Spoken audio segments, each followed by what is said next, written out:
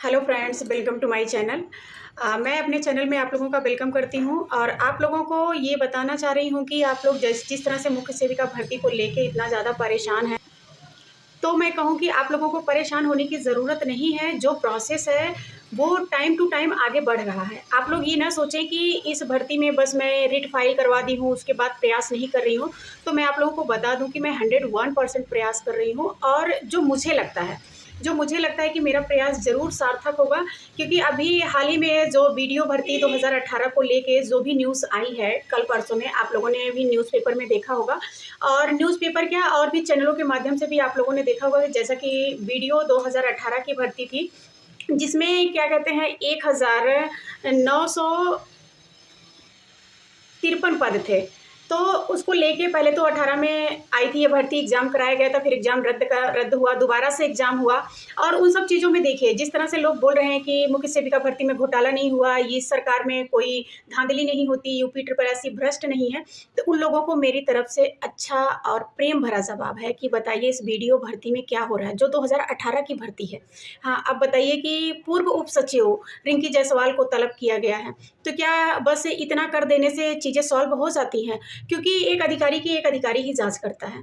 तो जाँच के बाद कुछ दिनों के बाद जैसे अभी उनको निलंबित किया गया है, तो क्या इस बात की गारंटी है कि आगे उनको फिर से जॉइनिंग नहीं दी जाएगी या फिर से वो तलब होने के बाद इस पोस्ट पे नहीं आएँगी या जॉब नहीं करेंगी?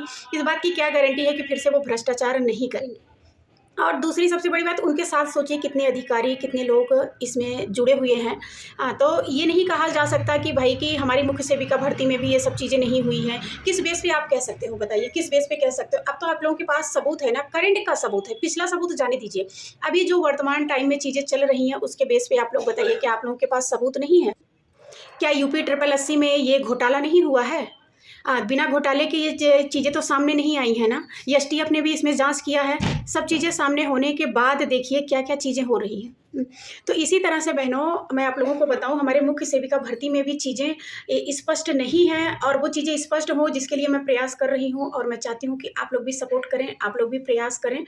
अपने आप में हर एक भर्ती विशेष होती है।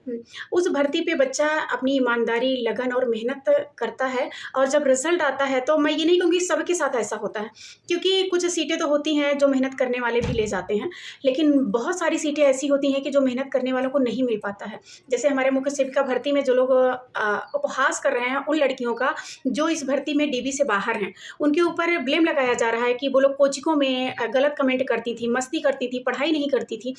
तो इसका मैं खुद एक एग्जाम्पल हूँ। मैं जानती हूँ कि मैंने कितनी पढ़ाई की है, कितनी मेहनत किया है, क्या किया है इसके लिए, हाँ। और मेरी तरह बहुत सारी लड़कियाँ जो ये अच्छे से जानती हैं कि उन्होंने भी इस भर्ती के लिए प्रयास किया और मेहनत भी किया बहनों, और आगे भी मेरा प्रयास जारी रहेगा। बस आप लोगों के सपोर्ट और आप लोगों की ईमानदारी और लगन की ज़रूरत है। और कोर्ट में जो चीज़ें चल रही हैं, मैं आप लोगों को यकीन दिला दूँ कि वो चीज़ें सामने आएँगी। ये भर्ती ऐसा तो बिल्कुल नहीं होगी कि लोगों के साथ नाइंसाफ़ी हो। हाँ, वो बात और है कि देर लग सकती है बहनों, पर जिस तरह से हम लोगों से बोला जा रहा है कि आप लोग नेक्स्ट भर्ती की तैयारी करें, तो नेक्स्ट भर्ती की तैयारी कब तक करें? कोई भी इस चीज़ की गारंटी ले ले कि अगली भर्ती में ऐसा बिल्कुल नहीं होगा और वो भर्ती निष्पक्ष होगी, उसकी कोई भी रिस्पॉन्सिबिलिटी ले ले, तो मैं कहती हूँ मैं केस छोड़ दूँगी, मैं दूसरी तैयारी में लग जाऊँगी।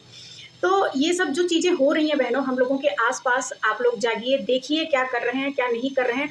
हम और आप जैसे ही लोग मिल के इसमें सब चीज़ें भ्रष्टाचार करवा रहे हैं। भ्रष्टाचार करवाने का मतलब ये है कि जैसे हम लोगों के ही सगे-संबंधी होते हैं, जो अच्छी-अच्छी पोस्ट पे होते हैं, इस जगह होते हैं जहाँ हम लोग जुगाड़ लगवा लेते हैं या फिर फर्जी दस्तावेज़ बनवा लेते हैं और इस पोस्ट को हासिल कर लेते हैं। तो हालाँकि ये मुख्य सेविका भर्ती कोई इतनी बड़ी भर्ती नहीं है, और भर्तियों के अकॉर्डिंग देखा जाए तो छोटी भर्ती है। लेकिन छोटी भर्ती हो या बड़ी भर्ती हो, प्रयास तो हर कोई करता है, मेहनत तो हर कोई करता है। हर कोई उस चीज़ से रिलेटेड जो भी नोटिफ़िकेशन आने के बाद जैसे ही लोग फॉर्म डाल देते हैं, तैयारी में लग जाते हैं। इसका सिलेबस क्या है, टॉपिक वाइज़ तैयारी करते हैं, जी-जान से मेहनत करते हैं, लेकिन बच्चे बाहर हो जाते हैं। क्यों बाहर हो जाते हैं बताइए? उनका क्या दोष है कि उन्होंने मेहनत किया? वो भी अपने घर और परिस्थिति को देखते हुए मेहनत करते हैं। उन सबके घरों में अलग-अलग समस्याएँ होती हैं, अलग-अलग प्रकार के लोग होते हैं। हाँ, बहुत सारे लोगों के ऊपर प्रेशर इतना ज़्यादा होता है कि वो लोग करें भी तो क्या करें? हाँ, अगर जॉब नहीं लगी तो ऐसे ही लोग सुसाइड करते हैं, ऐसे भी लोग गलत कदम उठाते हैं। तो बहनों, मैं अपनी मुख्य सेविका भर्ती के बारे में जो अपडेट देने जा रही हूँ वो ये है कि आज ही मैं जाके फिर से लॉयर से मिलूँगी। जो लोग लॉयर को भी गाली दिए हैं कमेंट में देखिएगा, वो अपने आप में बहुत अच्छे वकील हैं। मैं आप लोगों को बता दूँ कि ऐसी ही भर्तियों से रिलेटेड उन्होंने 10,000 केस लड़ा है और वो कामयाब भी हुए हैं। और उसी तरह हमारी भर्ती मुख्य सेविका भर्ती जो है उस पे भी मुझे पूरा यकीन है कि ज़रूर कामयाब होंगे। और आज भी देखिए कि जो लोग हाई कोर्ट को बिज़नेस बता रहे हैं उनके हिसाब से ये लगता है कि हाँ, हाई कोर्ट भी बिक गया है, एक बिज़नेस है लोग, और वकीलों का ये बिज़नेस है, पैसा है, तो वो लोग पैसा कमाते हैं इसलिए केस लेते हैं, लड़ते हैं। लेकिन हमने जो लॉयर किया है ना, उनके ऊपर मुझे पूरा भरोसा है। वो इस टाइप के नहीं हैं, वो क्या कहते हैं, हम लोगों के अधिकारों को दिला के रहेंगे। तो आगे इसी तरह से प्रयास जारी रहेगा बहनों। आज मैं जाके मिल के सारी चीज़ें और डिस्कस करके आऊँगी, आप लोगों को न्यू अपडेट में चीज़ों को बताऊँगी। बाकी की जो न्यू रिट फाइल हुई है वहाँ भी सारी प्रोसेस अच्छे से चल रहा है। बहुत जल्दी हमें वो डेट मिलने वाली है और हमारी सुनवाई उस पे भी होगा। बाकी जो 2 टॉपिक पे सुनवाई हुई है ना, लोग अपने-अपने चैनल पे जो वीडियो बना रहे हैं आईसीडीएस वाले क्वेश्चन को लेके, और जैसा कि बता रहे हैं कि एक क्वेश्चन से कुछ नहीं होगा, 1.25 मार्क्स बढ़ने से कुछ नहीं होगा, सेकंड शिफ्ट को ऑलरेडी इसका बेनिफिट मिल जाएगा। तो बहनों, ऐसा नहीं है। अगर किसी भी हालत में ये नॉर्मलाइजेशन 2 या 3 नंबर से ज़्यादा का हुआ तो मैं आप लोगों को यकीन दिलाती हूँ कि मैं इस केस को, अगर हाई कोर्ट से खारिज होता है या हाई कोर्ट से पॉजिटिव रिजल्ट नहीं आता है, तो मैं इसे सुप्रीम कोर्ट तक ले जाऊँगी। और अब मेरी भी जिद है कि हम भी न्याय लेके रहेंगे। हाँ, और यूपी ट्रिपल एससी से मैं भी गुजारिश करती हूँ, हाथ जोड़ के गुजारिश करती हूँ कि हम जैसी लड़कियों का कोई दोष नहीं है। हम लोगों ने लगन और ईमानदारी से मेहनत किया, तो प्लीज़ आपके साइड से जो बन पड़ता है, अगर आप तक इन्फॉर्मेशन पहुँचती है, आपको ये लगता है कि इसमें बहुत गलत तरीके से भी लोग घुस आए हैं जिसकी वजह से हम लोग बाहर हैं, तो प्लीज़ हम लोगों के बारे में सोचिए। और हमारे माननीय मुख्यमंत्री जी से भी मैं प्रार्थना करती हूँ, हालाँकि कि मेरा भी प्रयास रहेगा, पहले हाई कोर्ट का देख लेते हैं कैसे क्या डिसीजन आता है, उसके बाद उनसे भी मिलने का प्रयास किया जाएगा, उन्हें भी अपनी चीज़ों को बताया जाएगा।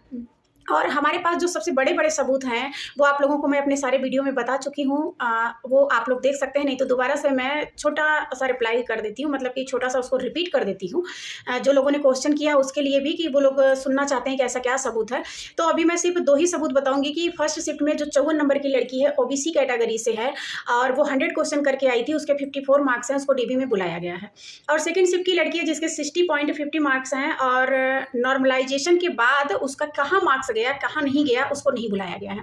तो अगर इन्होंने नॉर्मलाइज़ किया सेकंड शिफ्ट को, तो लड़कियां सेकंड शिफ्ट की भी हैं कुछ, हालांकि बहुत कम हैं। जैसा कि मैंने और वीडियो में आप लोगों को बताया था कि 29 लड़कियों में सिर्फ 2 लड़कियां हैं जो सेकंड शिफ्ट की हैं और 16 लड़कियों में सिर्फ 1 लड़की है जो सेकंड शिफ्ट की है। तो सेकंड शिफ्ट की लड़कियां इस टाइप से, जैसे फर्स्ट शिफ्ट की लड़कियां पीड़ित हैं तो उसमें बहुत कम लड़कियां पीड़ित हैं, लेकिन फर्स्ट शिफ्ट में तो बहुत ही ज़्यादा हैं। अगर ये डेटा आप लोगों को जिस दिन मिलेगा ना, आप लोग खुद देख लेंगे कि मैं जो चीज़ें कह रही हूँ वो 101% सही है। तो अगर नॉर्मलाइजेशन में बेनिफिट हुआ है जिन लोगों का पेपर टफ था, तो उनका नुकसान इतना क्यों फर्स्ट शिफ्ट वाली का नुकसान। और जो लोग बता रहे हैं कि 2-3 नंबर से ज़्यादा का नहीं हुआ है, मैं झूठ बोल रही हूँ, तो जिस दिन सबूत सामने होगा उस दिन तो आप लोग यकीन करेंगे। जिस लड़की का 65.25 मार्क्स है, उसको फर्स्ट शिफ्ट की लड़की है जिसको डीबी में नहीं बुलाया गया है, तो आप बताइए कि 65 मार्क्स होने के बावजूद भी उसको 52 मार्क्स नहीं मिला है, तो कितना बड़ा नॉर्मलाइजेशन हुआ है। पता नहीं ये नॉर्मलाइजेशन हुआ भी है कि नहीं, नॉर्मलाइजेशन के नाम पे क्या हो रहा है पता नहीं। हमारे यहाँ सचिव जी तक ये बातें पहुँची हैं, नहीं पहुँची हैं, कि कहाँ सिस्टम में गड़बड़ी हो रही है, कैसे क्या हो रहा है, तो वो चीज़ें तो देखना भी बाकी है। तो कोर्ट का डिसीजन बहुत जल्द आएगा, बहुत जल्द हमारे केस पे सुनवाई हो जाएगी, तो सारी चीज़ें ओपन हो जाएंगी।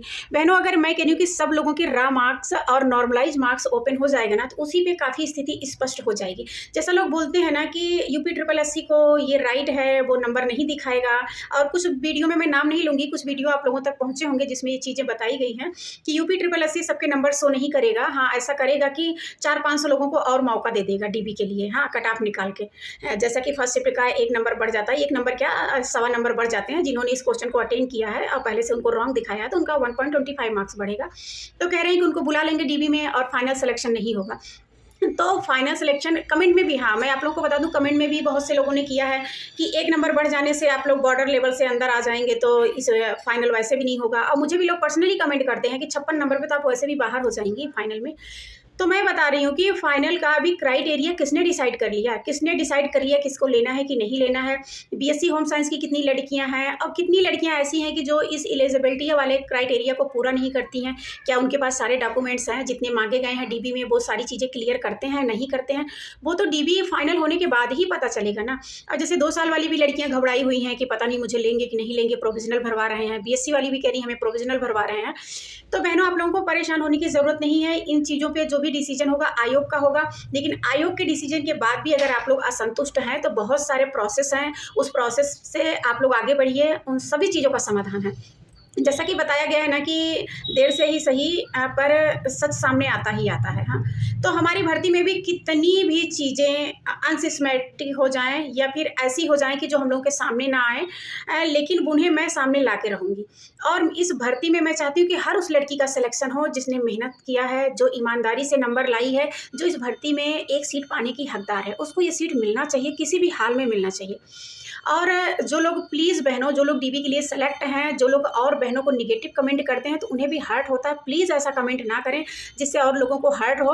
अगर आपने मेहनत किया है तो दूसरे ने भी मेहनत किया है। ऐसा नहीं है कि किसी भी भर्ती में जो टॉपर रहता है बस वही जॉब करता है, टॉपर से नीचे वाले जॉब नहीं करते क्या? और ये ज़रूरी नहीं कि जो लड़की इस भर्ती में कम मार्क्स लाई है वो पढ़ने में अच्छी नहीं है, उसने मेहनत नहीं किया। बहुत सारी चीज़ें डिपेंड करती हैं कि आपका पेपर कैसा आया है, उस टाइम सिचुएशन कैसा था, प्रेजेंस ऑफ माइंड कैसा था, बहुत सारी चीज़ें डिपेंड करती हैं। या ऐसा भी होता है कि उस टाइम जैसा कि एग्ज़ाम के 1 मंथ पहले का टाइम बहुत इंपॉर्टेंट होता है सबके लिए। तो बहुत सी लड़कियों के साथ ऐसा होता है कि उन्हें वो 1 मंथ सही से मिला नहीं, वो इसको यूटिलाइज़ नहीं कर पाई। तो इसके लिए उनके ऊपर ब्लेम ना लगाइए कि वो लोग चुड़ैल हैं, पिचास हैं, उनको पढ़ना नहीं आता है, वो कमेंट में मस्तियाँ करती थी, गलत-गलत कमेंट करती थी टीचरों को और टीचरों का अपमान करती हैं। टीचरों का सम्मान क्या आप ही लोगों को करना आता है और लड़कियों को नहीं आता है? बाकी सब लोग घर गृहस्थी और पेरेंट्स से रिलेटेड नहीं है, उनके यहाँ लोग नहीं है, भाई बहन नहीं है, माँ बाप नहीं है या उनके हस्बैंड नहीं है, बच्चे नहीं हैं। हाँ, तो हर इंसान का अपना रिलेशन है, हर इंसान अपने आप में अनमोल है बहनों, तो किसी के ऊपर ब्लेम मत लगाइए। हाँ, मैं मानती हूँ कि बहुत सारे लोग गलत हैं इस दुनिया में, लेकिन अच्छे लोग भी तो हैं। गलत लोगों के साथ अच्छे लोगों के लिए कमेंट ना करें, प्लीज़ उनको ऐसे वर्ड ना बोलें। चैनलों पे भी आके उन लोगों को गालियाँ दी जा रही हैं। हमारे तक भी वीडियो शेयर किया गया है, मैंने उन सब वीडियो को देखा है। वीडियो देखने के बाद मैं आप लोगों से ये हाथ जोड़ के विनम्र निवेदन कर रही हूँ कि प्लीज़ आप लोग एक महिला होके या एक लड़की होके इस टाइप से चीज़ें ना करें कि जिससे गलत चीज़ें सामने आएँ या लोगों को हर्ट हो। तो लोग हम जैसी लड़कियों के ऊपर इसीलिए ब्लेम लगाते हैं कि हम लोग दूसरी बहनों के बारे में सोचते नहीं हैं, सिर्फ अपने बारे में सोचते हैं। हम लड़कियां जितनी सेल्फिश होते हैं ना, उतना जेंट्स या कहें कि बॉय या लड़के लोग इतने तो नहीं होते हैं जितने कि हम लड़कियों के अंदर होता है। तो उन चीज़ों को, जो ईगो है ना, उसको हटाइए। हाँ, जो चीज़ें सही हैं उसके बारे में जानिए, समझिए और अपने लिए लड़िए। बहनों, मैं ये नहीं कह रही हूँ कि आप लोग नेक्स्ट चीज़ों की तैयारी मत करिए, मेहनत मत करिए, जिससे जो बन पड़ता है, जहाँ वो हाथ पैर मार सकता है वहाँ मारे। लेकिन मुझे और वकील को और जो लड़कियाँ इसमें इन्वॉल्व हैं, मुख्य सेविका भर्ती के लिए लड़ रही हैं, तो प्लीज़ उन्हें गलत ना बोलें, गलत कमेंट ना करें। इससे आपके बारे में खुद ही नॉलेज मिलती है कि आप कितने पानी में हैं, कितनी जानकार हैं, क्या कर रही हैं, कितनी धैर्यवान हैं। तो यही सब चीज़ें आप लोगों को बतानी थी। तो और जो लोग इस भर्ती को लेके परेशान हैं, अभी स्टे नहीं लगा है, अभी क्या हो रहा है, क्या नहीं हो रहा है, हमारे पैसे खा लिए हैं किसी ने, और मेरे ऊपर तो खास कर मैं कहूँगी प्लीज़ मेरे ऊपर ब्लेम ना लगाइए। जिसको ब्लेम लगाना है मेरे सामने आइए, मैं सबूत दूँगी कि इस भर्ती में मैंने किसी से भी एक पैसा नहीं लिया है। और जो भी पैसे लगे हैं, आप लोग जानते हैं मिनिमम वकील की जितनी फ़ीस होती है उतनी तो हमें देनी ही है, बस वही हम लोगों ने दिया है। और वकील साहब भी बहुत अच्छे हैं और वो हमारे लिए जितना प्रयास कर रहे हैं कि शायद हम किसी बहुत बड़े वकील के पास जाते तो शायद इतना प्रयास नहीं होता। जब रिजल्ट सामने होगा तो आप लोग खुद सराहेंगे। तो बहनों, अब वीडियो को यहीं पे एंड करती हूँ। और हमारा वीडियो अगर आप लोगों को अच्छा लगा हो, हमारी जानकारी ऑथेंटिक लगती हो, तो प्लीज़ हमारे चैनल को लाइक, शेयर, सब्सक्राइब करें। और हमारा वीडियो देखने के लिए बहुत बहुत धन्यवाद। Thank you so much. मिलती हूँ नेक्स्ट वीडियो में, जैसे ही मैं मिलने जा रही हूँ। और जो भी वीडियो में इन्फॉर्मेशन रहेगी वो मैं आप लोगों को दूँगी। तब तक के लिए बाय बाय, टेक केयर।